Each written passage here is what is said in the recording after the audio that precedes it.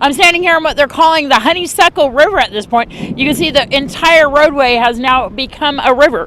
Pahrump Valley Fire and Rescue have went on many calls this afternoon, including several motorists who've been stuck inside their vehicles at Basin Betty, down by Malibu and Highway 160, and of course here at Ian Deutsch Memorial Park. The storm lasted approximately 5 hours Sunday with an extremely heavy downpour. The winds were not as heavy as they had been in recent days. Between Saturday and Sunday's storm, Pahrump received a normal year's worth of rain. The drainage from the fan on Mount Charleston flooded Highway 160 and continued traveling westbound throughout the town of Pahrump.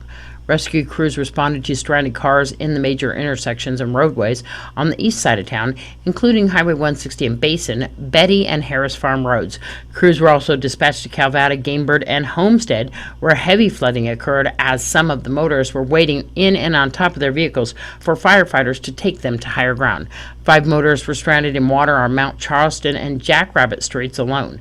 Businesses received major damage as well, flooding the inside of the law firm on Basin belonging to attorney Jason Ernest. Hired flood cleanup crews emptied out the office this morning to clean up the damage the high waters had caused. El Cancun restaurant on Highway 372 and East Street received flooding as well.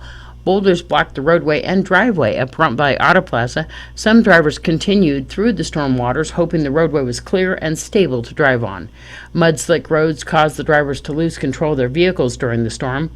Pahrump Valley Fire and Rescue responded to over 20 stranded motorist calls whose cars could not make it across the flooded streets.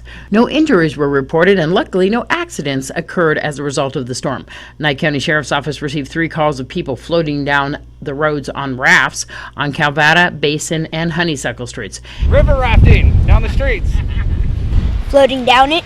Yeah, and floating on that blue thing. Yeah. NDOT and many other private companies have been spending most of today trying to get the roads back in shape. And hopefully everybody's staying at home during this time of these high, hard rains. This is Deanna O'Donnell at Ian Deutsch Memorial Park for News 46.